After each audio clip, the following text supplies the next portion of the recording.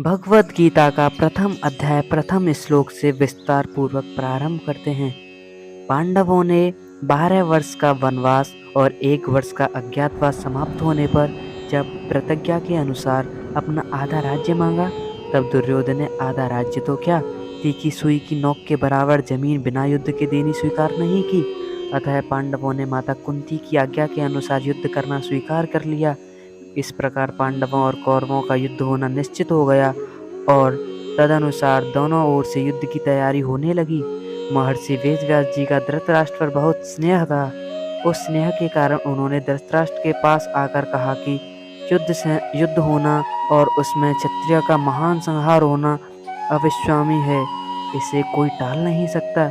यदि तुम युद्ध देखना चाहते हो तो मैं तुम्हें दिव्य दृष्टि दे सकता हूँ, जिससे तुम यहीं बैठे बैठे युद्ध को अच्छी तरह से देख सकते हो। इस पर धृतराष्ट्र ने कहा कि मैं जन्म भर अंधा रहा, अब अपने कुल के संहार को मैं नहीं देखना चाहता, परंतु यह युद्ध कैसे हो रहा है यह समाचार जरूर सुनना चाहता हूँ।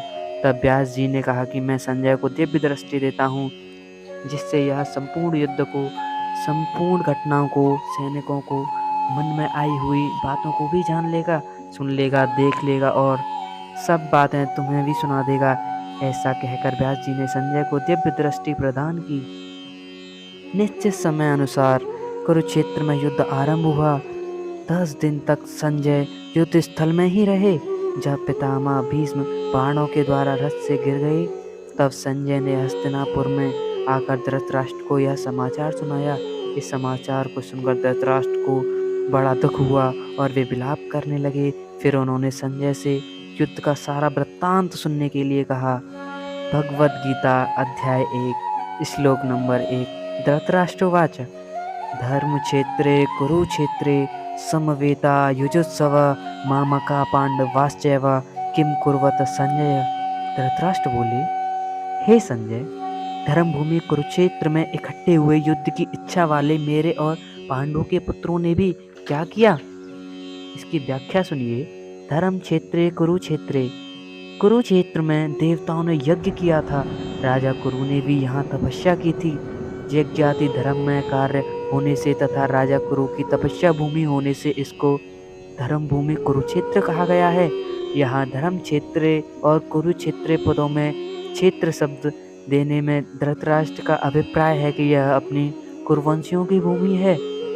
यह केवल लड़ाई की भूमि नहीं है, प्रत्युत तीर्थ भूमि भी है, जिसमें प्राणी जीते जी पवित्र कर्म करके अपना कल्याण कर सकते हैं। इस तरह लौकिक और पारलौकिक सब तरह का लाभ हो जाए, ऐसा विचार करके एवं श्रेष्ठ पुरुषों की सम्मति लेकर ही युद्ध के लिए यह भूमि चुनी गई है। संसार में प्राय 3 बातों को लेकर ही लड़ाई होती है, भूमि, धन और स्त्री। इन तीनों में भी राजाओं का आपस में लड़ना मुख्यतः जमीन को लेकर होता है। यहाँ कुरुक्षेत्र कुरुवंशियों में धृतराष्ट्र और पांडु के पुत्र सब एक हो जाते हैं। कुरुवंशी होने के बाद दोनों कुरुक्षेत्र में अर्थात राजा कुरु की जमीन पर समान हक लगता है। इसलिए कौरवों द्वारा पांडवों को उनकी जमीन न देने के कारण दोनों जमीन के लिए लड़ाई करने आए हैं। यद्यपि अपनी भूमि होने के कारण दोनों के लिए कुरुक्षेत्र पद देना युक्ति संगत, न्याय संगत है, तथापि हमारी सनातन वैदिक संस्कृति ऐसी विलक्षण है कि कोई भी कार्य करना हो तो वह धर्म को सामने रखकर ही होता है। युद्ध जैसा कार्य भी धर्म भूमि, तीर्थ भूमि ही करते हैं, जिससे युद्ध में मरने वालों का उद्धार हो जाए, कल्याण हो जाए। अतः यहाँ कुरुक्षेत्र के साथ धर्म क्षेत्र पद आया है। यहाँ आरंभ में धर्म पद देने का एक और बात मालूम होती है।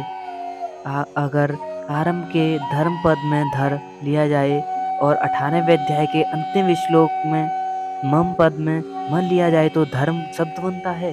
अतः संपूर्ण गीता धर्म के अंतर्गत है, अर्थात धर्म का पालन करने से गीता के सिद्धांतों का पालन हो जाता है और गीता के सिद्धांतों के अनुसार कर्तव्य कर्म करने से धर्म का अनुष्ठान होता है। इस धर्म क्षेत्र कुरुक्षेत्र पदों से सभी मनुष्यों को यह शिक्षा लेनी चाहिए कि कोई भी काम करना हो तो वह धर्म को सामने रखकर ही करना चाहिए। प्रत्येक कार्य सबके हित की दृष्टि से ही करना चाहिए, केवल अपने सुख आराम की दृष्टि से नहीं। और कर्तव्य अकर्तव्य के विषय में शास्त्रों की समझ रखनी चाहिए। समवेता युजुत्सव, राजाओं के द्वारा बार बार संधि का प्रस्ताव रखने पर भी दुर्योधन ने संधि करना स्वीकार नहीं किया। इतना ही नहीं, भगवान श्री कृष्ण के कहने पर भी मेरे पुत्र दुर्योधन ने स्पष्ट कह दिया कि बिना युद्ध के मैं तीखी सुई की नोक के बराबर जमीन पांडवों को नहीं दूंगा। तब मजबूर होकर पांडवों ने भी अपना युद्ध करना स्वीकार किया। इस प्रकार मेरे पुत्र और पांडु पुत्र दोनों ही सेनाओं के सहित युद्ध की इच्छा में इकट्ठे हुए हैं। दोनों सेनाओं में युद्ध की इच्छा रहने पर भी दुर्योधन के मन में युद्ध की इच्छा विशेष रूप से थी। उसका मुख्य उद्देश्य राज्य प्राप्ति ही था। वह राज्य प्राप्ति धर्म से हो चाहे अधर्म से, न्याय से हो चाहे अन्याय से, विहित रीति से हो चाहे निषिद्ध रीति से, किसी भी तरह से हमें राज्य मिलना चाहिए, ऐसा उसका भाव था। इसलिए विशेष रूप से दुर्योधन का पक्ष ही युजुत्सु अर्थात युद्ध की इच्छा वाला था। पांडवों में धर्म की मुख्यता थी। उनका ऐसा भाव था कि हम चाहे जैसा जीवन निर्वाह कर लेंगे, पर अपने धर्म में बाधा नहीं आने देंगे, धर्म के विरुद्ध नहीं चलेंगे। इस बात को लेकर महाराज युधिष्ठिर युद्ध नहीं करना चाहते थे, परंतु जिस माँ की आज्ञा से युधिष्ठिर ने चारों भाइयों सहित द्रौपदी से विवाह किया था, उस माँ की आज्ञा होने के कारण ही महाराज युधिष्ठिर की युद्ध में प्रवृत्ति हुई। अर्थात केवल माँ की आज्ञा के पालन रूप धर्म ही युधिष्ठिर युद्ध की इच्छा हुई। तात्पर्य है कि दुर्योधन आदि तो राज्य को लेकर ही युजुत्सु थे, पर पांडव धर्म को लेकर ही युद्ध करना चाहते थे।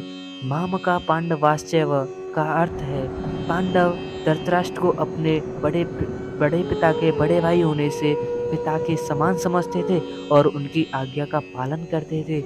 धृतराष्ट्र के द्वारा अनुचित आज्ञा देने पर भी पांडव उचित अनुचित का विचार न करके उनकी आज्ञा का पालन करते हैं। अतः यहाँ माम का पद अंतर्गत कौरव और पांडव दोनों आ जाते हैं।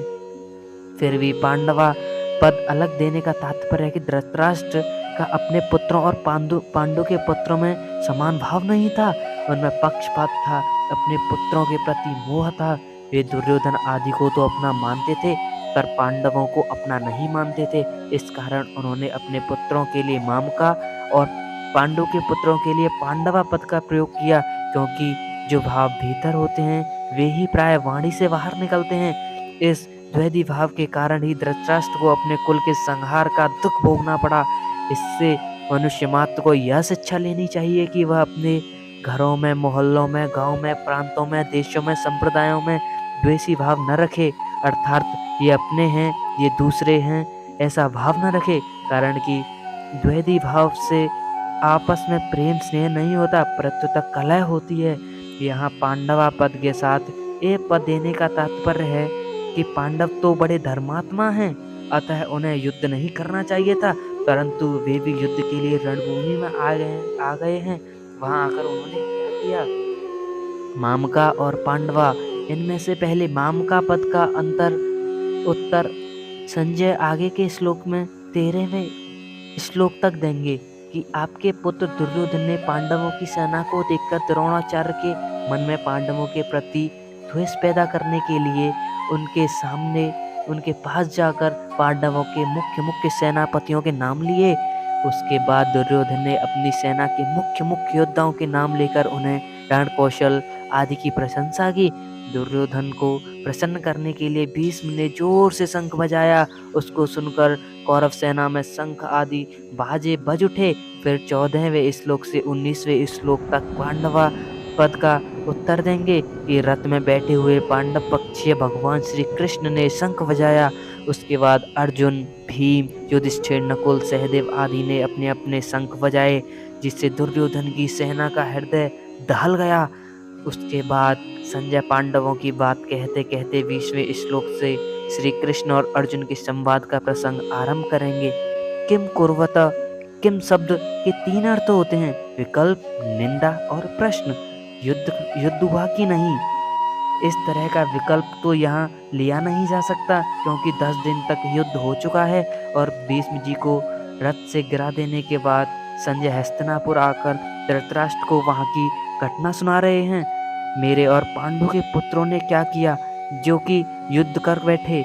उनको युद्ध नहीं करना चाहिए था। ऐसी निंदा या अपेक्षा भी नहीं लिया जा सकता, क्योंकि युद्ध तो चल ही रहा था और धृतराष्ट्र के भीतर भी अपेक्षा पूर्वक पूछने का भाव नहीं था। यहाँ किम शब्द का अर्थ प्रश्न ही लेना ठीक बैठता है।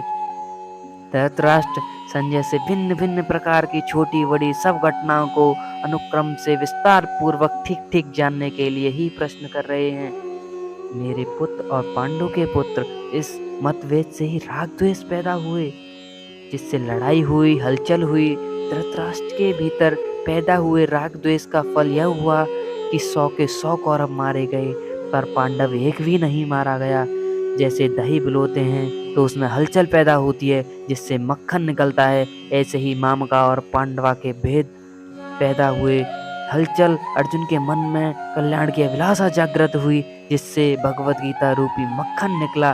तात्पर्य यह हुआ कि धृतराष्ट्र के मन में होने वाली हलचल से लड़ाई पैदा हुई और अर्जुन के मन में होने वाली हलचल से गीता प्रकट हुई। बोलिए जय श्री कृष्णा। हम श्लोक में धृतराष्ट्र ने संजय से जो प्रश्न किया था, संजय उस प्रश्न का उत्तर दूसरे श्लोक में देते हैं। भगवत गीता अध्याय 1 श्लोक 2। संजय उवाच दृष्ट्वा तो पांडवानीकं व्यूढं दुर्योधनस्तदा आचार्यमुपसंगम्य राजा वचनं ब्रवीत्। संजय बोले, उस समय वज्रव्यूह से खड़ी हुई पांडव सेना को देखकर और द्रोणाचार्य के पास जाकर राजा दुर्योधन यह वचन बोला।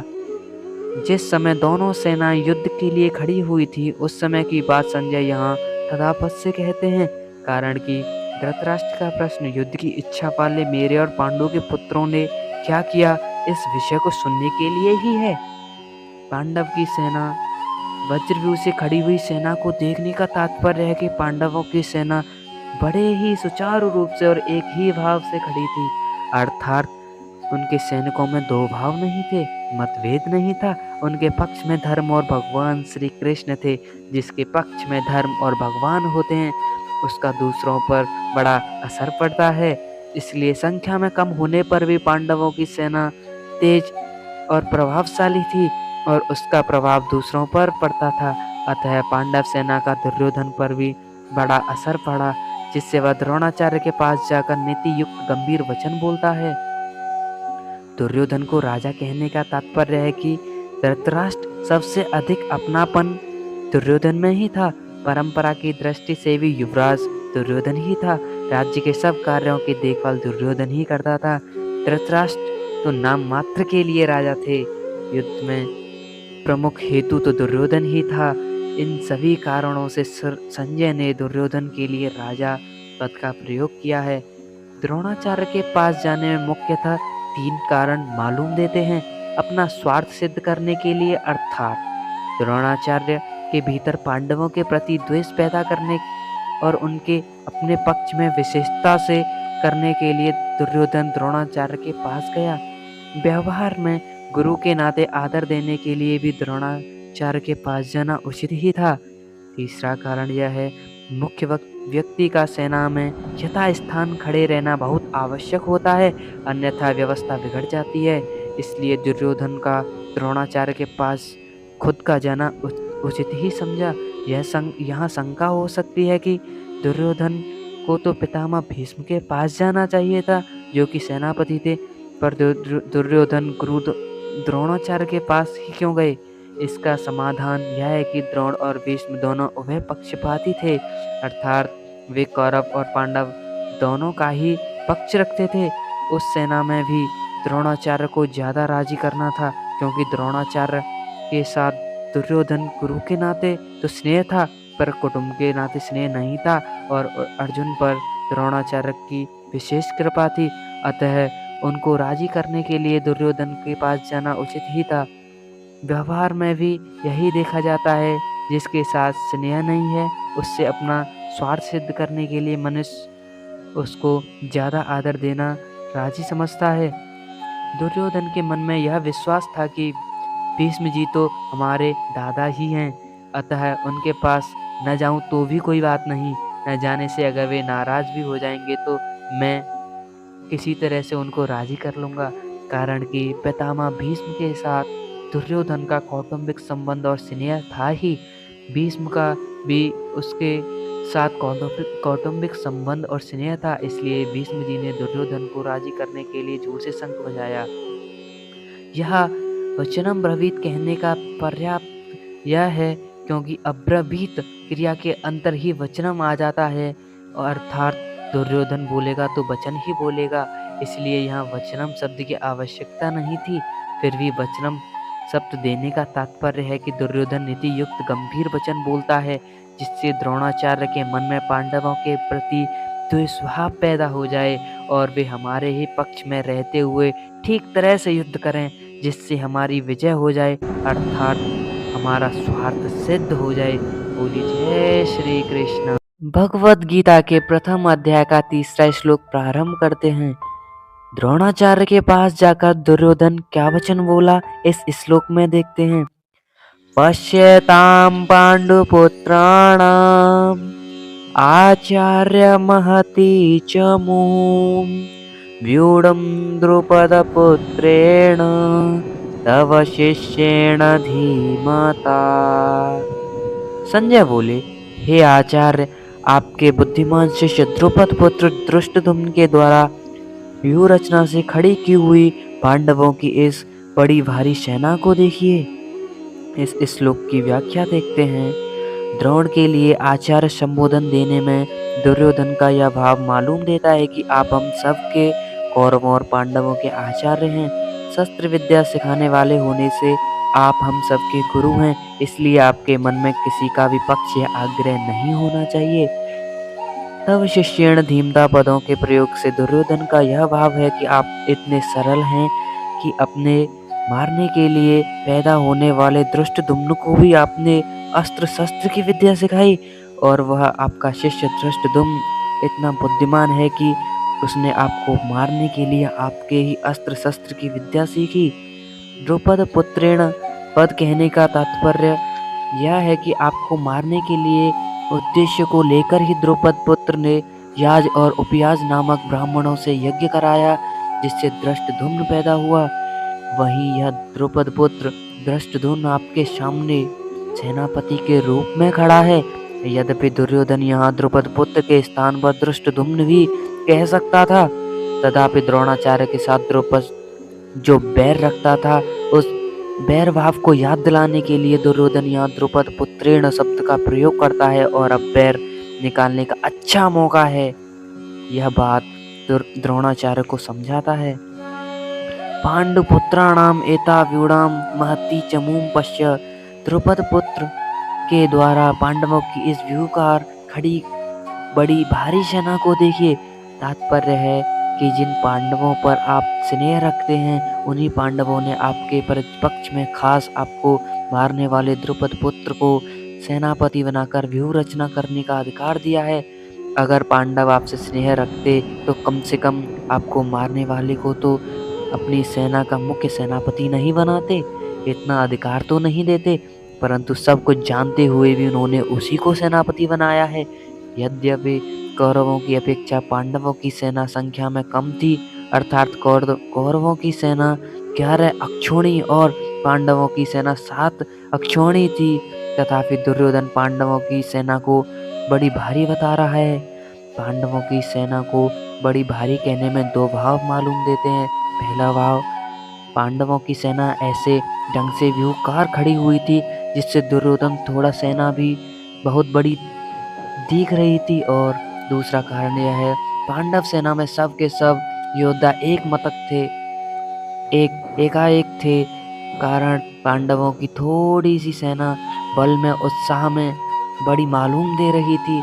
ऐसी सेना को दिखाकर दुर्योधन द्रोणाचार्य से यह कहना चाहता है कि युद्ध करते समय आप इस सेना को सामान्य या छोटी न समझें, आप विशेष बल लगाकर सावधानी से युद्ध करें। पांडवों का सेनापति है तो आपका शिष्य द्रुपद पुत्र ही, अतः उस पर विजय करना आपके लिए कौन सी बड़ी बात है।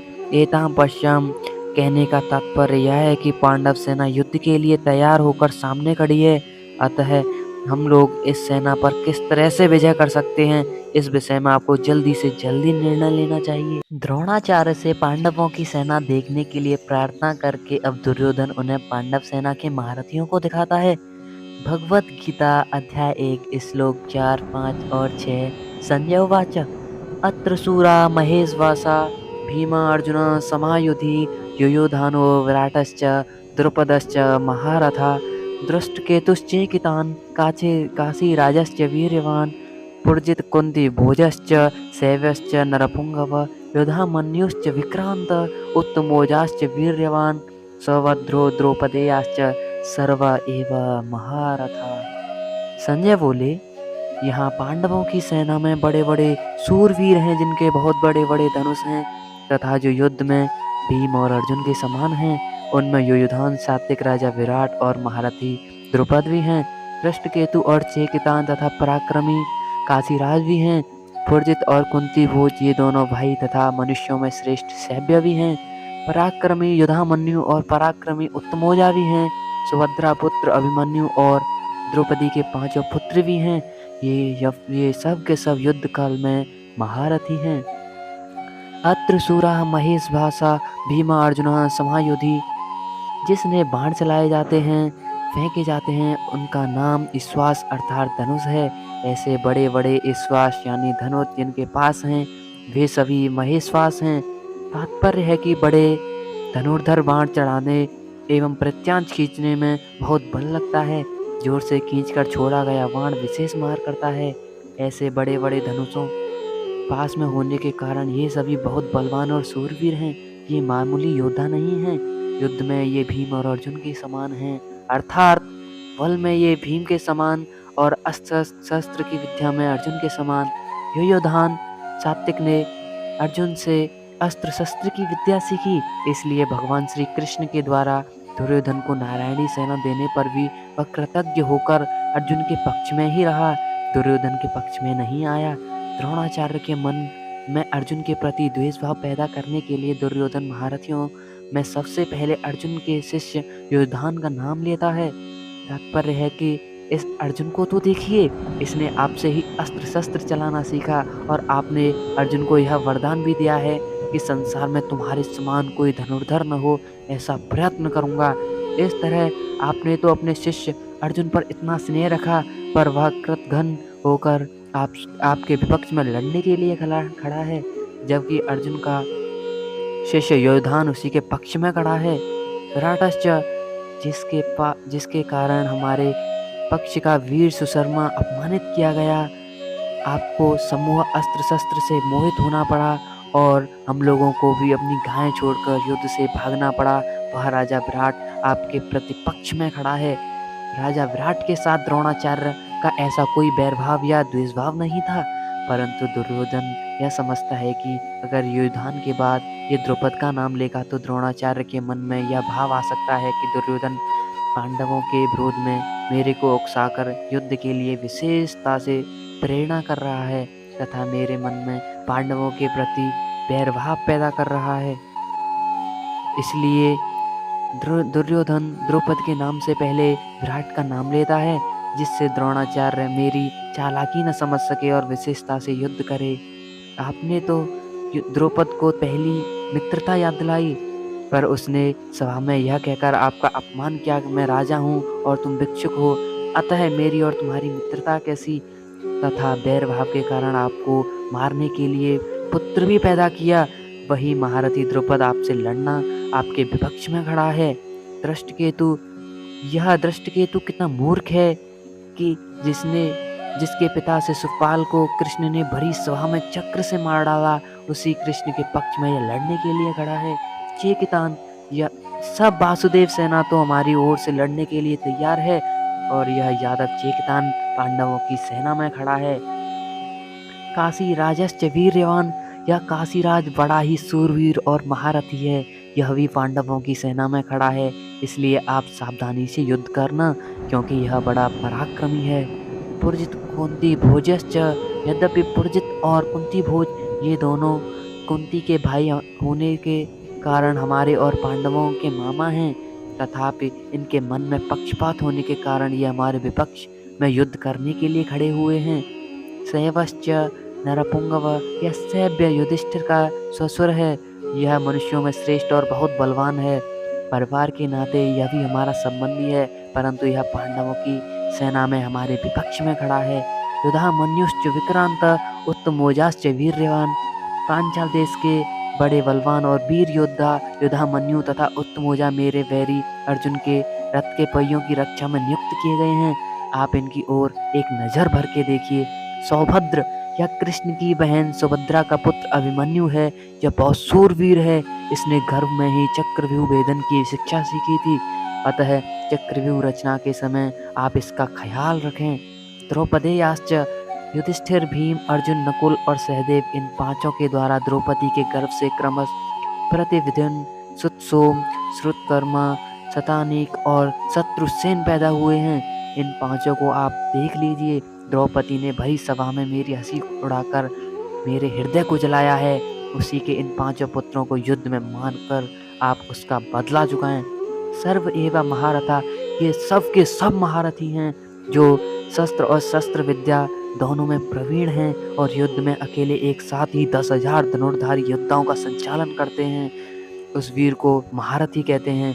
ऐसे बहुत से महारथी पांडव सेना में खड़े हैं। द्रोणाचार्य के मन में पांडवों के प्रति द्वेष पैदा करने और युद्ध के लिए जोश दिलाने के लिए दुर्योधन ने पांडव सेना की विशेषता बताई।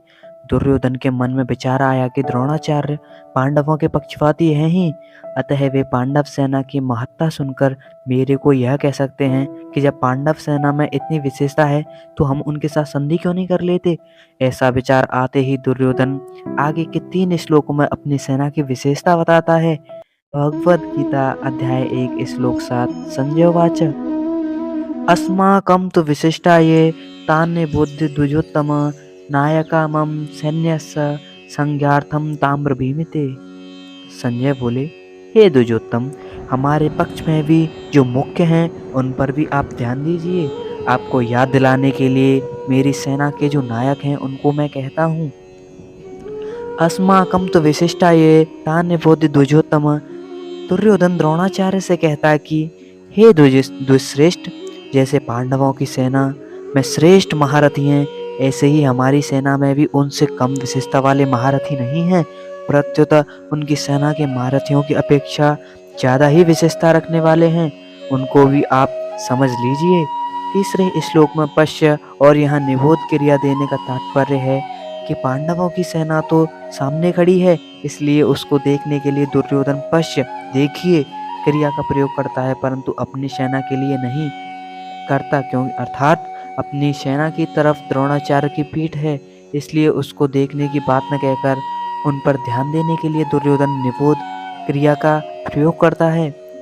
नायका मम सैन्यस्य संज्ञार्थम ताम्र भीमिते, मेरी सेना में जो विशिष्ट सेनापति हैं, सेना नायक हैं, महारथी हैं, मैं उनके नाम केवल आपको याद दिलाने के लिए, आपकी दृष्टि उधर खींचने के लिए ही कर रहा हूँ।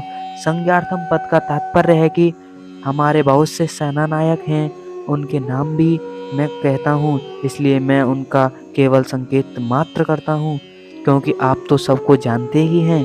इस श्लोक में दुर्योधन ऐसा भाव प्रतीत करते हैं कि हमारा पक्ष भी दूसरे पक्ष से कमजोर नहीं है, परंतु राजनीति के अनुसार शत्रु पक्ष चाहे कितना भी कमजोर हो और कितना पक्ष चाहे कितना भी सबल हो, ऐसी अवस्था में भी शत्रु पक्ष को कमजोर नहीं समझना चाहिए और अपने में ही अपेक्षा, उदासीनता आदि भावना किंचन मात्र भी नहीं रखनी चाहिए। इसलिए सावधानी के लिए मैंने उनकी सेना की बात कही और अपनी सेना की बात कहता हूँ। दूसरा भाव है कि पांडवों की सेना को देखकर दुर्योधन पर बड़ा प्रभाव पड़ा और उसके मन में कुछ भय हुआ, कारण कि संख्या में कम होते हुए भी पांडव सेना के पक्ष में बहुत से धर्मात्मा पुरुष थे और स्वयं भगवान श्री कृष्ण थे, जिस पक्ष में धर्म और भगवान रहते हैं उसका सब पर बड़ा प्रभाव पड़ता है। पापी से पापी, दुष्ट से दुष्ट व्यक्ति भी उसका प्रभाव देखता है। इतना ही नहीं, पशु पक्षी वृक्ष लता आदि भी उसका प्रभाव देखते हैं, कारण कि धर्म और भगवान नित्य हैं। कितनी ही ऊंची से ऊंची भौतिक शक्तियाँ क्यों न हो, वे सभी अनित्य ही हैं। इसलिए दुर्योधन पर पांडव सेना का बड़ा असर पड़ा, परंतु उसके भीतर भौतिक सबलता, विश्वास मुख्य होने से वह द्रोणाचार्य को विश्वास दिलाने के लिए कहता है कि हमारे पक्ष में जितनी विशेषता है उतनी पांडवों की सेना में नहीं है, अतः हम उन पर सहज ही विजय प्राप्त कर सकते हैं। भगवद गीता अध्याय 1 श्लोक 8 संजय उवाच भवांस भीष्मश्च कर्णश्च कृपश्च समितिञ्जय अश्वत्थामा विकर्णश्च सौमदत्त स्थैव च। संजय बोले, आप द्रोणाचार्य और पितामह भीष्म तथा कर्ण और संग्राम विजयी कृपाचार्य तथा वैसे ही अश्वत्थामा विकर्ण और सोमदत्त का पुत्र भूरिश्रवा। भगवान भीष्मश्च, आप और पितामह भीष्म दोनों ही बहुत विशेष पुरुष हैं। आप दोनों के समकक्ष संसार में कोई तीसरा नहीं है। अगर आप दोनों में से कोई एक भी अपनी पूरी शक्ति लगाकर युद्ध करे तो देवता, यक्ष, राक्षस, मनुष्य आदि ऐसा कोई भी नहीं है जो आपके सामने टिक सके। आप दोनों के पराक्रम की बात जगत में ही प्रसिद्ध है। पितामह भीष्म तो आवाल ब्रह्मचारी हैं और इच्छा मृत्यु प्राप्त कर चुके हैं, अर्थात उनकी इच्छा के बिना उन्हें कोई मार ही नहीं सकता। महाभारत युद्ध में द्रोणाचार्य धृष्टद्युम्न के द्वारा मारे गए और पितामह भीष्म ने अपनी इच्छा से ही सूर्य के उत्तरायण होने पर अपने प्राणों का त्याग कर दिया। कर्णश्च, कर्ण तो बहुत ही सूरवीर है। मुझे तो ऐसा विश्वास है कि वह अकेला ही पांडव सेना पर विजय प्राप्त कर सकता है। उसके सामने अर्जुन भी कुछ भी नहीं कर सकता। ऐसा वह कर्ण हमारे ही पक्ष में है। कर्ण महाभारत युद्ध में अर्जुन के द्वारा मारे गए। कृपश्च समितिञ्जय, कृपाचार्य की तो बात ही क्या है, वे तो चिरंजीवी हैं, हमारे परम हितैषी हैं और संपूर्ण पांडव सेना पर विजय प्राप्त करा सकते हैं। यद्यपि यहाँ द्रोणाचार्य और भीष्म के बाद ही दुर्योधन को कृपाचार्य का नाम लेना चाहिए था, परंतु दुर्योधन को कर्ण पर जितना विश्वास था उतना कृपाचार्य पर नहीं था, इसलिए कर्ण का नाम तो भीतर से बीच में ही निकल पड़ा। द्रोणाचार्य और भीष्म कहीं कृपाचार्य का अपमान न समझ लें, इसलिए दुर्योधन कृपाचार्य को संग्राम विजयी विशेषण देकर उनको प्रसन्न करना चाहता है। अश्वत्थामा, ये भी चिरंजीवी हैं, आपके ही पुत्र हैं, ये बड़े सूरवीर हैं। इन्होंने आपसे ही अस्त्र शस्त्र की विद्या सीखी है, अस्त्र शस्त्र की कला में ये बड़े चतुर हैं। विकर्णश्च सौमदत्त स्थैव च, आप यह न समझ लें कि केवल पांडव ही धर्मात्मा हैं। हमारे पक्ष में भी मेरा भाई विकर्ण और धर्मात्मा और सूरवीर है।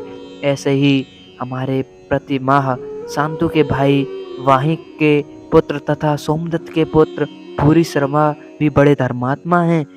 इन्होंने बड़ी बड़ी दक्षिणा वाले अनेक यज्ञ किए हैं। ये बड़े सूरवीर और महारथी हैं। युद्ध में विकर्ण और भीम के द्वारा और भूरिश्रवा सात्विक के द्वारा मारे गए। यहाँ इन सूरवीरों के नाम लेने में दुर्योधन का यह भाव मालूम देता है कि हे आचार्य, हमारी सेना में आप भीष्म, कर्ण, कृपाचार्य आदि जैसे महान पराक्रमी सूरवीर हैं, ऐसे पांडवों की सेना में देखने में नहीं आते। हमारी सेना में कृपाचार्य और अश्वत्थामा ये दो चिरंजीवी हैं, जबकि पांडवों की सेना में एक भी ऐसा नहीं है। हमारी सेना में धर्मात्माओं की भी कमी नहीं है, इसलिए हमारे लिए डरने की कोई बात नहीं है। भगवद गीता अध्याय 1 श्लोक 8 संजय उवाच भवांस भीष्मश्च कर्णश्च कृपश्च समितिञ्जय अश्वत्थामा विकर्णश्च सौमदत्त स्थैव च। संजय बोले, आप द्रोणाचार्य और पितामह भीष्म तथा कर्ण और संग्राम विजयी कृपाचार्य तथा वैसे ही अश्वत्थामा विकर्ण और सोमदत्त का पुत्र भूरिश्रवा। भगवान भीष्मश्च, आप और पितामह भीष्म दोनों ही बहुत विशेष पुरुष हैं। आप दोनों के समकक्ष संसार में कोई तीसरा नहीं है। अगर आप दोनों में से कोई एक भी अपनी पूरी शक्ति लगाकर युद्ध करे तो देवता, यक्ष, राक्षस, मनुष्य आदि ऐसा कोई भी नहीं है जो आपके सामने टिक सके। आप दोनों के पराक्रम की बात जगत में ही प्रसिद्ध है। पितामह भीष्म तो आवाल ब्रह्मचारी हैं और इच्छा मृत्यु प्राप्त कर चुके हैं, अर्थात उनकी इच्छा के बिना उन्हें कोई मार ही नहीं सकता। महाभारत युद्ध में द्रोणाचार्य धृष्टद्युम्न के द्वारा मारे गए और पितामह भीष्म ने अपनी इच्छा से ही सूर्य के उत्तरायण होने पर अपने प्राणों का त्याग कर दिया। कर्णश्च, कर्ण तो बहुत ही शूरवीर है। मुझे तो ऐसा विश्वास है कि वह अकेला ही पांडव सेना पर विजय प्राप्त कर सकता है। उसके सामने अर्जुन भी कुछ भी नहीं कर सकता। ऐसा वह कर्ण हमारे ही पक्ष में है। कर्ण महाभारत युद्ध में अर्जुन के द्वारा मारे गए। कृपश्च समितिंजय, कृपाचार्य की तो बात ही क्या है, वे तो चिरंजीवी हैं, हमारे परम हितैषी हैं और संपूर्ण पांडव सेना पर विजय प्राप्त करा सकते हैं। यद्यपि यहाँ द्रोणाचार्य और भीष्म के बाद ही दुर्योधन को कृपाचार्य का नाम लेना चाहिए था, परंतु दुर्योधन को कर्ण पर जितना विश्वास था उतना कृपाचार्य पर नहीं था, इसलिए कर्ण का नाम तो भीतर से बीच में ही निकल पड़ा। द्रोणाचार्य और भीष्म कहीं कृपाचार्य का अपमान न समझ लें, इसलिए दुर्योधन कृपाचार्य को संग्राम विजयी विशेषण देकर उनको प्रसन्न करना चाहता है। अश्वत्थामा ये भी चिरंजीवी हैं, आपके ही पुत्र हैं, ये बड़े सूरवीर हैं, इन्होंने आपसे ही अस्त्र शस्त्र की विद्या सीखी है, अस्त्र शस्त्र की कला में ये बड़े चतुर हैं। विकर्णश्च सोमदत्त स्थैवच, आप यह न समझ लें कि केवल पांडव ही धर्मात्मा हैं, हमारे पक्ष में भी मेरा भाई विकर्ण और धर्मात्मा और सूरवीर है। ऐसे ही हमारे प्रतिमाह शांतु के भाई वाहिक के पुत्र तथा सोमदत्त के पुत्र भूरिश्रवा भी बड़े धर्मात्मा हैं। इन्होंने बड़ी बड़ी दक्षिणा वाले अनेक यज्ञ किए हैं, ये बड़े सूरवीर और महारथी हैं। युद्ध में विकर्ण और भीम के द्वारा और भूरिश्रवा सात्विक के द्वारा मारे गए। यहाँ इन सूरवीरों के नाम लेने में दुर्योधन का यह भाव मालूम देता है कि हे आचार्य, हमारी सेना में आप भीष्म, कर्ण, कृपाचार्य आदि जैसे महान पराक्रमी सूरवीर हैं, ऐसे पांडवों की सेना में देखने में नहीं आते। हमारी सेना में कृपाचार्य और अश्वत्थामा ये दो चिरंजीवी हैं, जबकि पांडवों की सेना में एक भी ऐसा नहीं है। हमारी सेना में धर्मात्माओं की भी कमी नहीं है, इसलिए हमारे लिए डरने की कोई बात नहीं है। भगवद गीता अध्याय 1 श्लोक 9 संजय उवाच अन्ये च बहवः शूरा मदर्थे त्यक्ते जीविताः नानाशस्त्र प्रहरणाः सर्वे युद्ध विशारदा। संजय बोले, इनके अतिरिक्त बहुत से सूरवीर हैं जिन्होंने मेरे लिए अपनी जीने की इच्छा का भी त्याग कर दिया है, जो अनेक प्रकार के अस्त्र शस्त्रों को चलाने वाले हैं तथा जो युद्ध काल में अत्यंत चतुर हैं। अन्ये च बहवः शूरा मदर्ते त्यक्त जीविताः।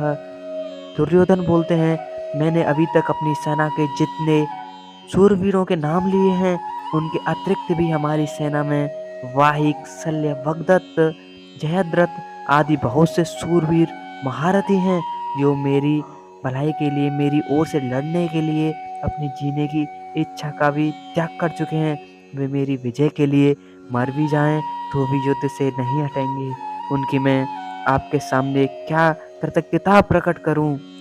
नाना शस्त्र प्रहरणाः सर्वे युद्ध विशारदा।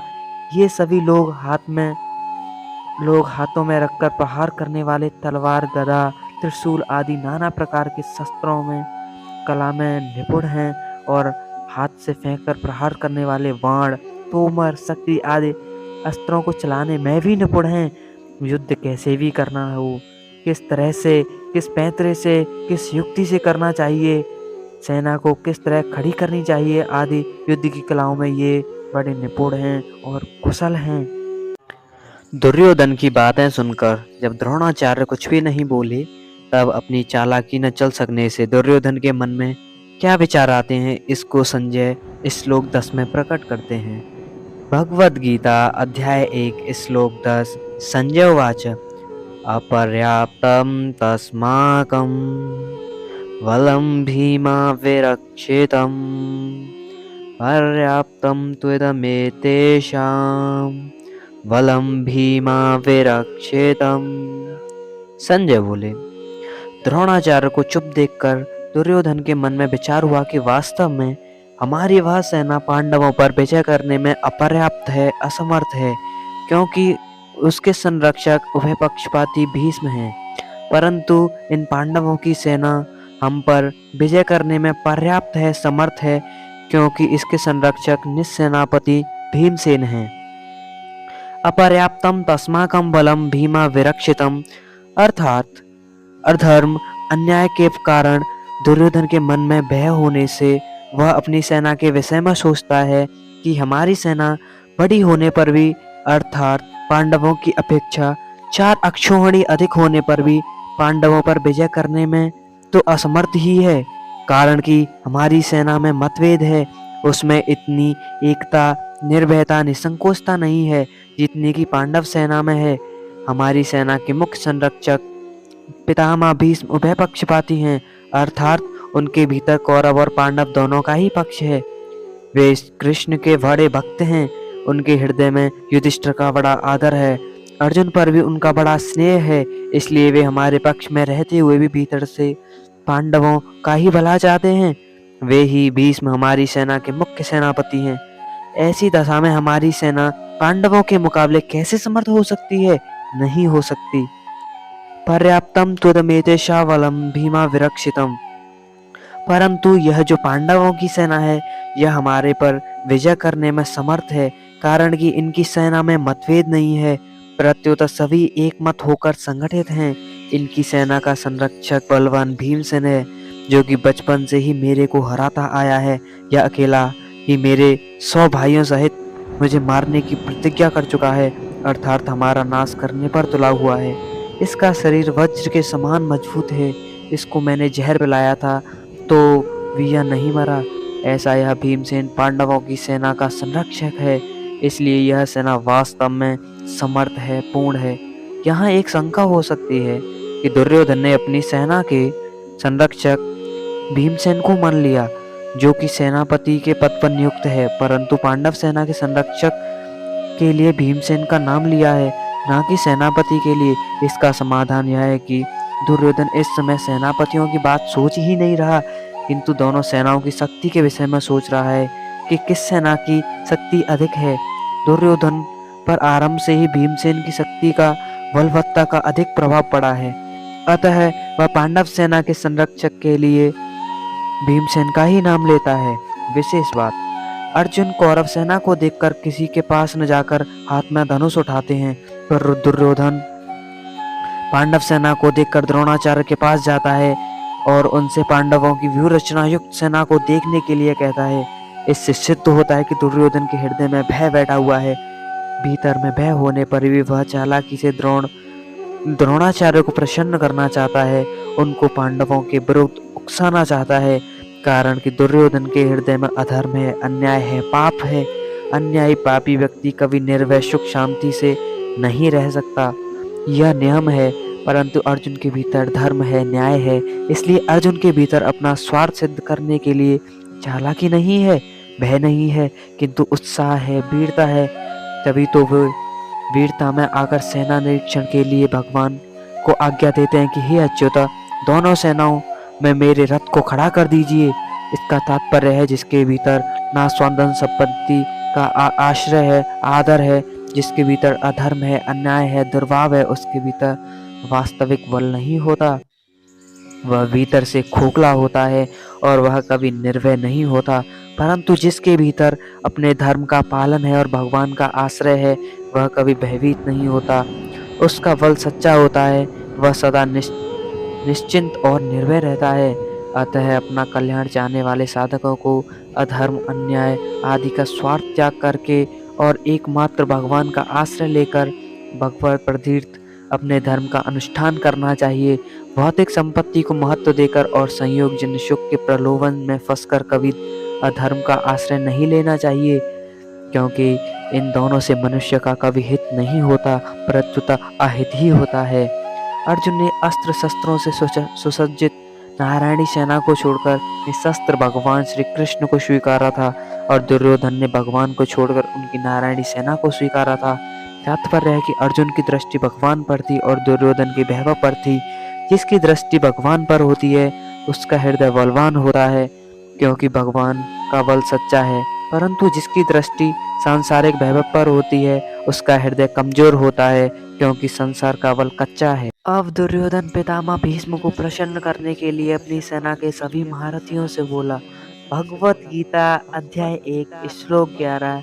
संजय उवाच अयनेषु च सर्वेषु यथा भागं व स्थिताः भीष्ममेवाभिरक्षन्तु भवन्तः सर्व एव हि। संजय बोले, दुर्योधन भय दृष्टि से अपनी सेना के सभी महारथियों से बोला, आप सबके सब लोग सभी मोर्चों पर अपनी अपनी जगह दृढ़ता से स्थित रहते हुए निश्चित रूप से पितामह भीष्म की ही चारों ओर से रक्षा करें। अयनेषु च सर्वेषु भवन्तः सर्व एव हि। जिन जिन मोर्चों पर आपकी नियुक्ति कर दी गई है, आप सभी योद्धा लोग उन्हीं मोर्चों पर दृढ़ता से स्थित रहते हुए चारों तरफ से सब प्रकार से भीष्म जी की ही रक्षा करें। भीष्म जी की सब ओर से रक्षा करें। यह कहकर दुर्योधन भीष्म जी को भीतर से अपने पक्ष में लाना चाहता है। ऐसा कहने का दूसरा भाव यह है कि जब भीष्म जी युद्ध करें तब किसी भी व्यूह द्वार से शिखंडी उनके सामने नहीं आना चाहिए। इसका आप लोग ख्याल रखें। अगर शिखंडी उनके सामने आएगा तो भीष्म जी उस पर शस्त्र शास्त्र नहीं करेंगे, कारण कि शिखंडी पहले जन्म में स्त्री था और इस जन्म में भी स्त्री था और पिछले जन्म में पुरुष था। इसलिए भीष्म जी इसको स्त्री ही समझते हैं और उन्होंने शिखंडी से युद्ध न करने की प्रतिज्ञा कर रखी है। यह शिखंडी शंकर के वरदान से भीष्म जी को मारने के लिए ही पैदा हुआ है। अतः जब शिखंडी से भीष्म जी की रक्षा की जाएगी तो वे सबको मार देंगे, जिससे निश्चित ही हमारी विजय होगी। इस बात को लेकर दुर्योधन सभी महारथियों से भीष्म जी की रक्षा करने के लिए ही कहता है। बोले जय श्री कृष्ण। द्रोणाचार्य के द्वारा कुछ भी न बोलने के कारण दुर्योधन का मानसिक उत्साह भंग हुआ देखकर उसके प्रति भीष्म जी के किए हुए स्नेह सौंदर्य की बात संजय इस श्लोक में प्रकट करते हैं। भगवद गीता अध्याय 1 श्लोक 12। संजय उवाच तस्य संजयन् हर्षं कुरुव्रतः पितामहः सिंहनादं विनङ्घोचे शंखदद्मो प्रतापवान। संजय बोले, उस दुर्योधन के हृदय में हर्ष उत्पन्न करते हुए कौरवों में वृद्ध प्रभावशाली पितामह भीष्म ने सिंह के समान गरज कर जोर से शंख बजाया। तस्य संजयन हर्षम। यद्यपि दुर्योधन के हृदय में हर्ष होना शंख ध्वनि का कार्य है और शंख ध्वनि कारण है, इसलिए यहाँ शंख ध्वनि का वर्णन पहले और हर्ष होने का वर्णन पीछे होना चाहिए। अर्थात यहाँ शंख बजाते हुए दुर्योधन को हर्षित किया ऐसा कहा जाना चाहिए, परंतु यहाँ ऐसा न कहकर यही कहा गया है कि दुर्योधन को हर्षित करते हुए भीष्म जी ने शंख बजाया। कारण कि ऐसा कहकर संजय यह भाव प्रकट कर रहे हैं कि पितामह भीष्म की शंखवादन क्रिया मात्र से दुर्योधन के हृदय में हर्ष उत्पन्न हो गया। भीष्म जी के इस प्रभाव को घोतन करने के लिए ही संजय आगे प्रतापवान विशेषण देते हैं। कुरुव्रतः। यद्यपि कुरुवंशियों में आयु की दृष्टि से भीष्म जी से वृद्ध कोई भी नहीं था। जो भीष्म जी के पिता शांतु के छोटे भाई थे, तथापि कुरुवंशियों में जितने बड़े बूढ़े थे उन सब में भीष्म जी धर्म और ईश्वर को विशेषता से जानने वाले थे। अतः ज्ञान वृद्ध होने के कारण संजय भीष्म जी के लिए कुरुव्रत विशेषण देते हैं। प्रतापवान। भीष्म जी के त्याग का बड़ा प्रभाव था। वे कनक कामिनी के त्यागी थे, अर्थात उन्होंने राज्य भी स्वीकार नहीं किया और विवाह भी नहीं किया। भीष्म जी अस्त्र शस्त्र को चलाने में बड़े निपुण थे और शास्त्र में भी बड़े जानकार थे। इस उनके इन दोनों गुणों पर लोगों का बड़ा प्रभाव था। जब अकेले भीष्म अपने भाई विचित्रवीर्य के लिए काशीराज की कन्याओं को स्वयंवर से हरकर ला रहे थे, तब वहां स्वयंवर के लिए इकट्ठे हुए, तब क्षत्रिय उन पर टूट पड़े, परंतु अकेले भीष्म जी ने उन सब को हरा दिया। जिनसे भीष्म अस्त्र शस्त्र की विद्या पढ़े थे, उन गुरु परशुराम के सामने भी उन्होंने अपनी हार स्वीकार नहीं की। इस प्रकार शस्त्र के विषय में उनका क्षत्रियों पर बड़ा प्रभाव था। जब भीष्म सरसैया पर सोए थे, तब भगवान श्री कृष्ण ने धर्मराज से कहा कि आपको धर्म के विषय में कोई शंका हो तो भीष्म जी से पूछ लें, क्योंकि शास्त्र ज्ञान का सूर्य अस्त हो रहा है, अर्थात भीष्म जी इस लोक से जा रहे हैं। इस प्रकार शास्त्र के विषय में उनका दूसरों पर बड़ा प्रभाव था। पितामह इस पद का आशय यह मालूम देता है कि दुर्योधन के द्वारा चालाकी से कही गई बातों का द्रोणाचार्य ने कोई उत्तर नहीं दिया। उन्होंने यही समझा कि दुर्योधन चालाकी से मेरे को ठगना चाहता है, इसलिए वे चुप ही रहे। परंतु पितामह दादा होने के नाते भीष्म जी को दुर्योधन की चालाकी में उसका बचपना दिखता है। अतः पितामह भीष्म द्रोणाचार्य के समान चुप न रहकर वात्सल्य भाव के कारण दुर्योधन को हर्षित करते हुए शंख बजाते हैं। सिंहनादम विनग गोचे शंख दद्मो, जैसे शंख के गर्जना करने पर हाथी बड़े बड़े पशु भी भयभीत हो जाते हैं, ऐसे ही गर्जना करने मात्र से सभी भयभीत हो जाएं और दुर्योधन प्रसन्न हो जाए। इसी भाव से भीष्म जी ने शंख के समान गरज कर जोर से शंख बजाया। दुर्योधन के साथ द्रोणाचार्य का विद्या का संबंध था और भीष्म जी का जन्म का और कौटुंबिक संबंध था। जहाँ विद्या का संबंध होता है वहाँ पक्षपात नहीं होता, पर जहाँ कौटुंबिक संबंध होता है वहाँ स्नेहवत पक्षपात हो जाता है। अतः दुर्योधन के द्वारा चालाकी से कहे गए वचन सुनकर द्रोणाचार्य चुप रहे, जिससे दुर्योधन का मानसिक उत्साह भंग हो गया। परंतु दुर्योधन को उदास देकर कौटुंबिक स्नेह कारण भीष्म जी शंख बजाते हैं। बोलिए जय श्री कृष्ण। पितामह भीष्म के द्वारा शंख बजाने का परिणाम क्या हुआ, इसको संजय इस श्लोक में बताते हैं। भगवद गीता अध्याय 1 श्लोक 13। संजय उवाच ततः शंखाश्च भैर्यश्च प्रणवानकगोमुखाः सहसैर्भाव्यहन्यन्त सशब्दस्थुमुलोऽभवत्। संजय बोले, उसके बाद शंख और भेड़ी, नगाड़े तथा ढोल मृदंग और नरसिंगे बाजे एक साथ ही बज उठे। उनका वह शब्द बड़ा भयंकर हुआ। ततः शंखाश्च भैर्यश्च प्रणवानक गोमुख। यद्यपि भीष्म जी ने युद्ध की घोषणा करने के लिए शंख नहीं बजाया था, प्रत्युत दुर्योधन को प्रसन्न करने के लिए ही शंख बजाया था। तथापि कौरव सेना ने भीष्म जी के शंखवादन को युद्ध की घोषणा ही समझ लिया। अतः भीष्म जी के शंख बजाने पर कौरव सेना के शंख आदि सब बाजे एक साथ बज उठे। शंख समुद्र से उत्पन्न होते हैं, ये ठाकुर जी की सेवा में रखे जाते हैं और आरती उतारने के काम में आते हैं। मांगलिक कार्यों में तथा युद्ध के प्रारंभ में ये फूंक मुंह से फूंक देकर बजाए जाते हैं। भेरी नाम नगाड़ों का है। जो बड़े नगाड़े होते हैं उन्हें नौबत कहते हैं। ये नगाड़े लोहे के बने हुए होते हैं और भैंसे के चमड़े से मढ़े हुए होते हैं तथा लकड़ी के डंडे से बजाए जाते हैं। ये मंदिरों में एवं राजाओं के किलों में रखे जाते हैं। उत्सव और मांगलिक कार्यों में ये विशेषता से बजाए जाते हैं। राजाओं के यहाँ ये रोज बजाए जाते हैं। प्रणव नाम ढोलक का है।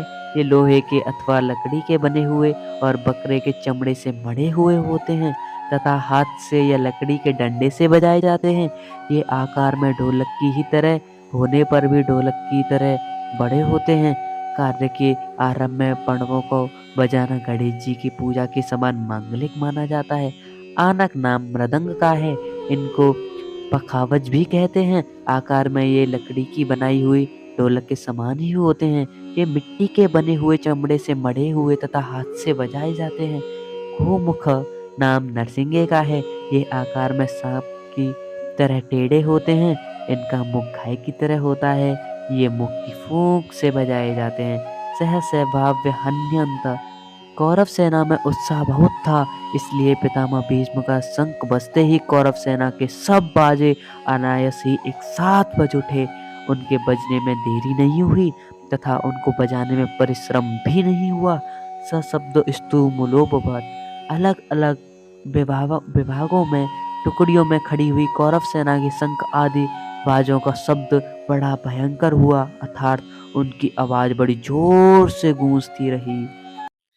इस अध्याय के आरंभ में ही धृतराष्ट्र ने संजय से पूछा था कि युद्ध क्षेत्र में मेरे और पांडु के पुत्रों ने क्या किया। अतः संजय ने दूसरे श्लोक से 13वें श्लोक तक धृतराष्ट्र के पुत्रों ने क्या किया इसका उत्तर दिया। अब इस श्लोक से संजय पांडु के पुत्रों ने क्या किया इसका उत्तर देते हैं। भगवद गीता अध्याय 1 श्लोक 14। संजय उवाच ततः श्वेतेर्हर्ये युक्ते महती स्यन्दने स्थितो माधव पाण्डवाश्चैव दिव्य शंखो प्रदत्मतु।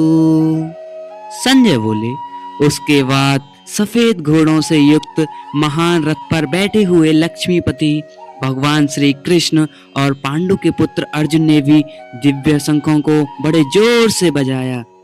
ततः श्वेतेर्हर्ये युक्ते, चित्ररथ गंधर्व ने अर्जुन को 100 दिव्य घोड़े दिए थे। इन घोड़ों में यह विशेषता थी कि इनमें से युद्ध में कितने भी घोड़े क्यों न मारे जाएं, पर ये संख्या में 100 के 100 ही बने रहते थे, कम नहीं होते थे। ये पृथ्वी, स्वर्ग और आदि सभी स्थानों में जा सकते थे। इन्हीं 100 घोड़ों से सुंदर और सुसज्जित 4 सफेद घोड़े अर्जुन के रथ में जुटे हुए थे।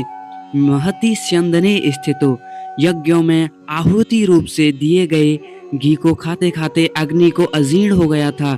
इसलिए अग्निदेव खांडव वन की विलक्षण विलक्षण जड़ी बूटियां खाकर अपना अजीर्ण दूर करना चाहते थे, परंतु देवताओं के द्वारा खांडव वन की रक्षा की जाने के कारण अग्निदेव अपने कार्य में सफल नहीं हो पाते थे।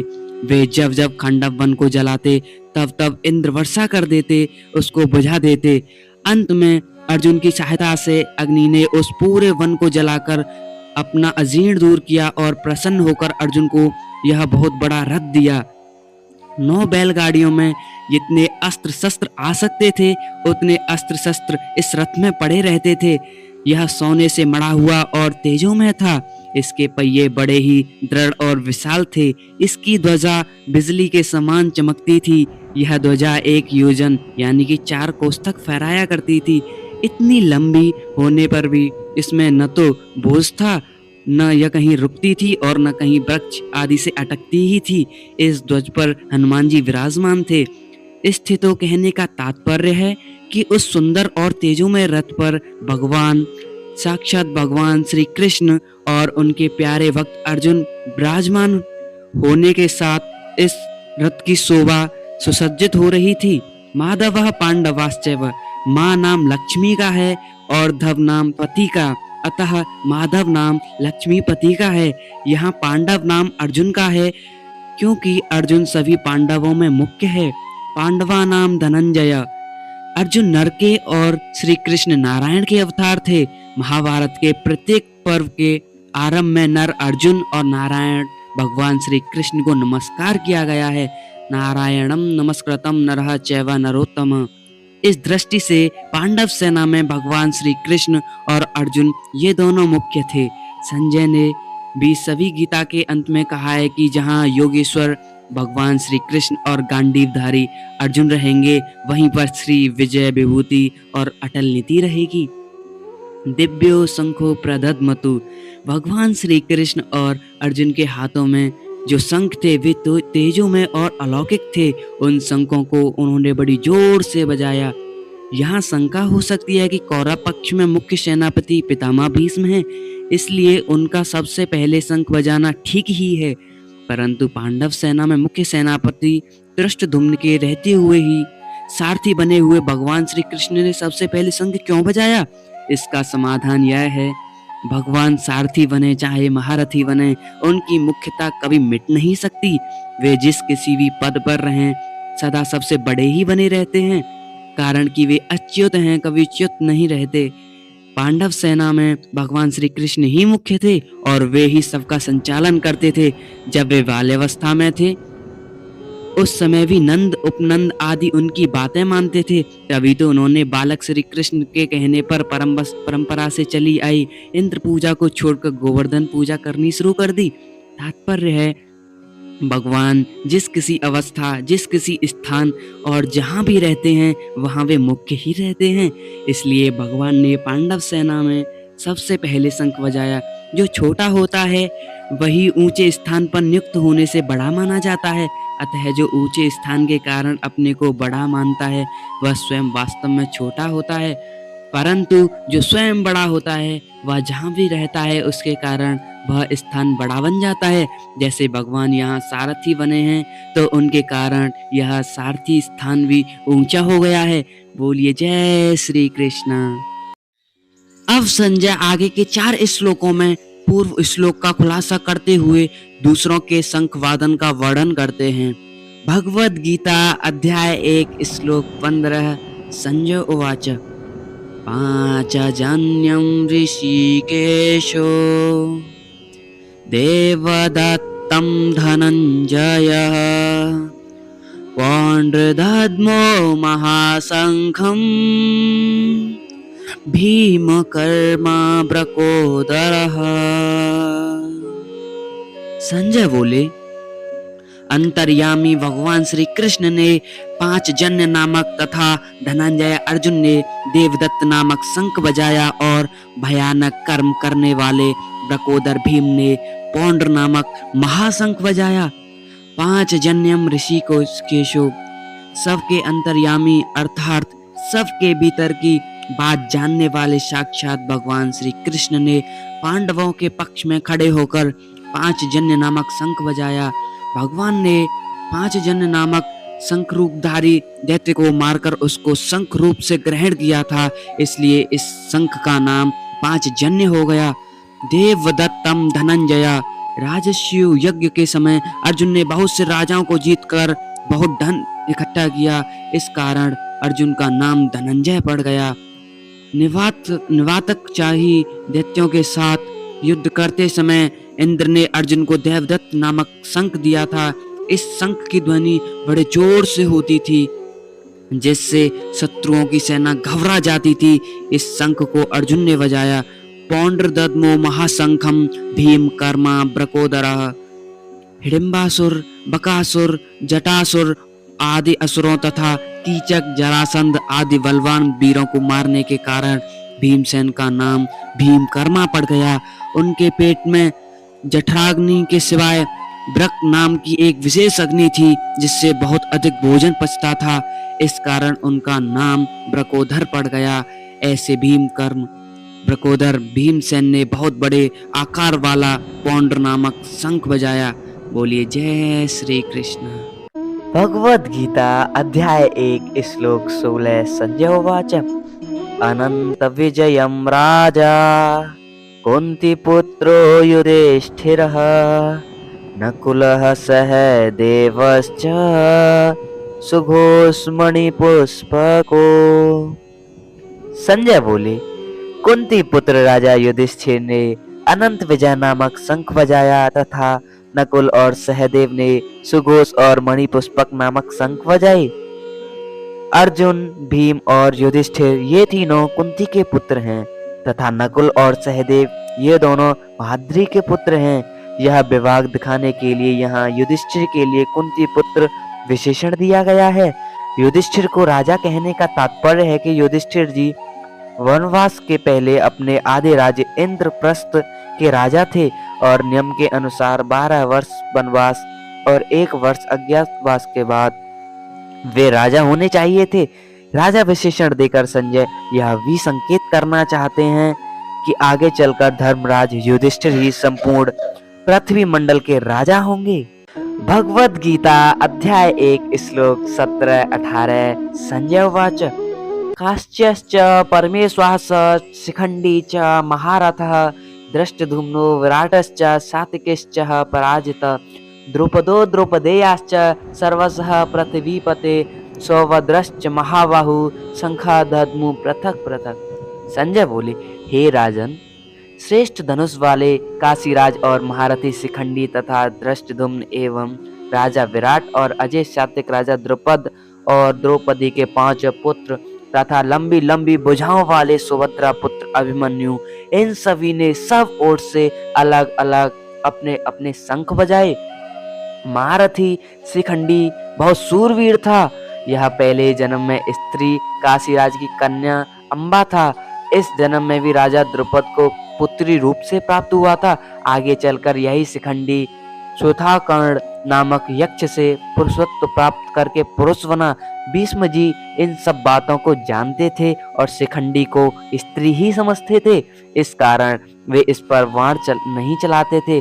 अर्जुन ने युद्ध के समय इसी को आगे करके भीष्म जी पर वाण चलाए और उनको रथ से नीचे गिरा दिया।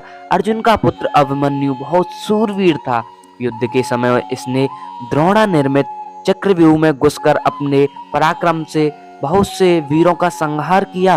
अंत में कौरव सेना के 6 महारथियों ने इसको अन्यायपूर्वक घेरकर इस पर शस्त्र अस्त्र चलाए।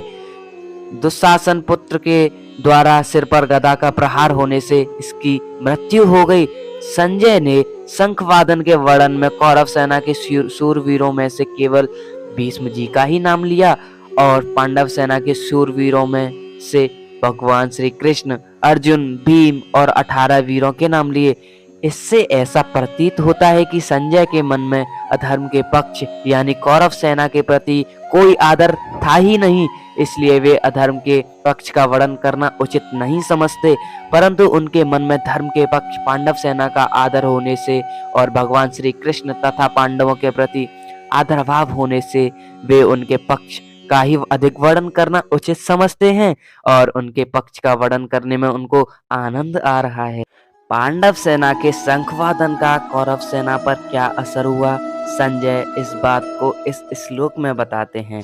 भगवद गीता अध्याय 1 श्लोक 19। संजय उवाच सघोषो धार्तराष्ट्राणां हृदयानि व्यदारयत् नभश्च पृथिवी चैव तुमुलो व्यनुनादयन्। संजय बोले, और पांडव सेना के शंखों के उस भयंकर शब्द ने आकाश और पृथ्वी को भी बुझाते हुए अन्यायपूर्वक राज्य हड़पने वाले दुर्योधन आदि के हृदय विदीर्ण कर दिए। पांडव सेना की वह शंख ध्वनि इतनी विशाल, गहरी, ऊंची और भयंकर हुई कि उस ध्वनि प्रतिध्वनि से पृथ्वी और आकाश के बीच का भाग गूंज उठा। उस शब्द से अन्यायपूर्वक राज्य को हड़पने वालों के और उनकी सहायता के लिए उनके पक्ष में खड़े हुए राजाओं के हृदय विदीर्ण हो गए। तात्पर्य है कि हृदय को किसी अस्त्र शस्त्र से विदीर्ण करने जैसी पीड़ा होती है, वैसी ही पीड़ा उनके हृदय में शंख ध्वनि से हो गई। उस शंख ध्वनि ने कौरव सेना के हृदय में युद्ध का जो उत्साह था, बल था, उसको कमजोर बना दिया, जिससे उनके हृदय में पांडव सेना का भय उत्पन्न हो गया। संजय ये बातें धृतराष्ट्र को सुना रहे हैं।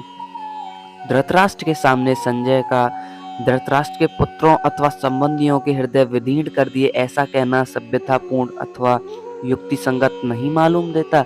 इसलिए संजय को धार्तराष्ट्र नाम न कहकर तावकीनानाम, उनके पुत्रों अथवा संबंधियों ऐसा कहना चाहिए था, क्योंकि ऐसा कहना ही सभ्यता है। इस दृष्टि से यहाँ धार्तराष्ट्र नाम पद का अर्थ जिन्होंने अन्यायपूर्वक राज्य को धारण किया ऐसा लेना ही युक्ति संगत और सभ्यतापूर्ण मालूम देता है। अन्याय का पक्ष लेने से ही उनके हृदय विदीर्ण हो गए, इस दृष्टि से भी यह अर्थ लेना ही युक्ति संगत मालूम देता है। यहाँ शंका होती है कि कौरवों की 11 अक्षौहिणी सेना के शंख आदि बजे तो उनके शब्द का पांडव सेना पर कुछ भी असर नहीं हुआ, पर पांडव सेना की 7 अक्षौहिणी सेना के शंख बजे तो उनके शब्द से कौरव सेना के हृदय विदीर्ण क्यों हो गए। इसका समाधान यह है कि जिनके मन में हृदय में अधर्म, पाप, अन्याय नहीं है, अर्थात जो धर्म पूर्वक अपने कर्तव्य का पालन करते हैं, उनका हृदय मजबूत होता है, उनके हृदय में भय नहीं होता। न्याय का पक्ष होने से उनमें उत्साह होता है, शूरवीरता होती है। पांडवों ने वनवास के पहले भी न्याय और धर्म पूर्वक राज्य किया था और वनवास के बाद भी नियम के अनुसार कौरवों से न्याय पूर्वक राज्य मांगा था। अतः उनके हृदय में भय नहीं था, प्रत्युत उत्साह था, शूरवीरता थी। तात्पर्य है कि पांडवों का पक्ष धर्म का था। इस कारण कौरवों की 11 अक्षौहिणी सेना के बाजों के शब्द का पांडव सेना पर कोई असर नहीं हुआ। परंतु जो अधर्म, पाप, अन्याय आदि करते हैं उनके हृदय स्वाभाविक ही कमजोर होते हैं। उनके हृदय में निर्भयता, निसंकता नहीं रहती। उनका खुद का किया पाप, अन्याय ही उनके हृदय को निर्बल बना देता है।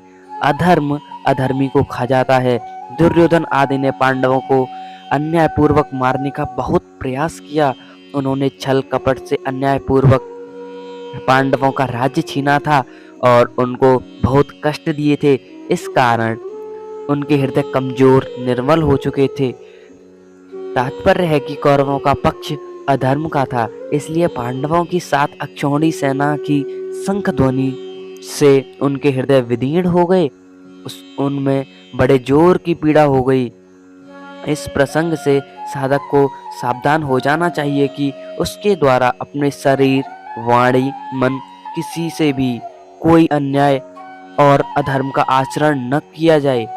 अन्याय और अधर्म युक्त आचरण से मनुष्य का हृदय कमजोर, निर्बल हो जाता है। उसके हृदय में भय पैदा हो जाता है। उदाहरणार्थ, लंकाधिपति रावण ने त्रिलोकी डरती थी। वही रावण जब सीता जी का हरण करने जाता है तब भयभीत होकर इधर उधर देखता है। इसलिए साधक को चाहिए कि वह अन्याय, अधर्म युक्त आचरण कभी न करे। बोलिए जय श्री कृष्ण। धृतराष्ट्र ने पहले श्लोक में अपने और पांडु के पुत्रों के विषय में प्रश्न किया था। उसका उत्तर संजय ने दूसरे श्लोक से 19वें श्लोक तक दे दिया। अब संजय भगवद गीता के प्राकट्य का प्रसंग इस श्लोक से प्रारंभ करते हैं। भगवद गीता अध्याय 1 श्लोक 20। संजय उवाच अतः व्यवस्थान दृष्ट्वा धातराष्ट्रान् कपिध्वज प्रव्रते शस्त्र समाप्ते धनुरद्मय पांडवः ऋषिकेशम तदा वाक्यमिदमाह महीपते। संजय बोले, हे महीपते धृतराष्ट्र, अब शस्त्र अस्त्र चलने की तैयारी हो ही रही थी कि उस समय अन्यायपूर्वक राज्य को धारण करने वाले राजाओं और उनके साथियों को व्यवस्थित रूप से सामने खड़े हुए देखकर कपिध्वज पांडुपुत्र अर्जुन ने अपना गांडीव धनुष उठा लिया और अंतर्यामी भगवान श्री कृष्ण यह वचन बोले। अतः इस पद का तात्पर्य है, अब संजय भगवान श्री कृष्ण और अर्जुन के संवाद रूप भगवद गीता का आरंभ करते हैं। 18वें अध्याय के 74वें श्लोक में आए इति पद से यह संवाद समाप्त होता है। ऐसे ही भगवद गीता के उपदेश का आरंभ उसके दूसरे अध्याय के 11वें श्लोक से होता है और 18वें अध्याय के 66वें श्लोक में यह उपदेश समाप्त होता है। प्रव्रते शस्त्र समाप्ति। यद्यपि पितामह भीष्म ने युद्धारंभ की घोषणा के लिए शंख नहीं बजाया था, प्रत्युत केवल दुर्योधन को प्रसन्न करने के लिए ही शंख बजाया था। तथापि कौरव और पांडव सेना ने उसको युद्धारंभी की घोषणा ही मान लिया और अपने अपने अस्त्र शस्त्र हाथ में उठाकर तैयार हो गए। इस तरह सेना को शस्त्र उठाए देखकर वीरता में भरकर अर्जुन ने अपना गांडीव धनुष हाथ में उठा लिया। व्यवस्थितान दृष्ट्वा। इन पदों से संजय का तात्पर्य है, जब आपके पुत्र दुर्योधन ने पांडवों की सेना को देखा तब वह भागा भागा द्रोणाचार्य के पास गया, परंतु जब अर्जुन ने कौरवों की सेना को देखा तब उसका हाथ सीधे गांडीव धनुष पर गया। धनुरद्मय। इससे मालूम होता है कि दुर्योधन के भीतर भय है, अर्जुन के भीतर निर्भयता है, उत्साह है, वीरता है। कपिध्वज। अर्जुन के लिए कपिध्वज विशेषण देकर संजय धृतराष्ट्र को अर्जुन के रथ की ध्वजा पर विराजमान हनुमान जी का स्मरण कराते हैं। जब पांडव वन में रहते थे तब एक दिन अकस्मात वायु ने एक दिव्य शस्त्र दल कमल लाकर द्रौपदी के सामने डाल दिया। उसे देखकर द्रौपदी बहुत प्रसन्न हो गई और उसने भीमसेन से कहा कि वीरवर, आप ऐसे ही बहुत से कमल ला दीजिए। द्रौपदी की इच्छा पूर्ण करने के लिए भीमसेन वहां से चल पड़े। जब वे कदली वन में पहुंचे तब वहां उनकी हनुमान जी से भेंट हो गई। उन दोनों की आपस में कई बातें हुई। अंत में हनुमान जी ने भीमसेन से वरदान मांगने के लिए आग्रह किया तो भीमसेन ने कहा कि मेरे पर आपकी बहुत कृपा बनी रहे। इस पर हनुमान जी ने कहा कि हे वायुपुत्र, जिस समय तुम बाण और शक्ति के आघात से व्याकुल शत्रुओं की सेना में घुसकर सिंहनाद करोगे, उस समय मैं अपनी गर्जना से उस सिंहनाद को और बढ़ा दूंगा। इसके सिवाय अर्जुन की रथ पर ध्वजा पर बैठकर मैं ऐसी भयंकर गर्जना किया करूँगा जो शत्रुओं के प्राणों को हरने वाली होगी, जिससे तुम लोग अपने शत्रुओं को सुगमता से मार सकोगे। इस प्रकार जिनके रथ की ध्वजा पर हनुमान जी विराजमान हैं, उनकी विजय निश्चित है। पांडव। धृतराष्ट्र ने अपने प्रश्न में पांडव पद का प्रयोग किया था, अतः धृतराष्ट्र को बार बार पांडवों की याद दिलाने के लिए संजय पांडवा शब्द का प्रयोग करते हैं। ऋषिकेशम तदा वाक्य मिदमाह महीपते। पांडव सेना को देखकर दुर्योधन ने गुरु द्रोणाचार्य के पास जाकर चालाकी से भरे हुए वचन बोलता है, परंतु अर्जुन कौरव सेना को देखकर, जो जगत गुरु हैं, अंतर्यामी हैं, मन बुद्धि आदि के प्रेरक हैं, ऐसे भगवान श्री कृष्ण से शूरवीरता, उत्साह और अपने कर्तव्य से भरे हुए वचन बोलते हैं। बोलिए जय श्री कृष्ण।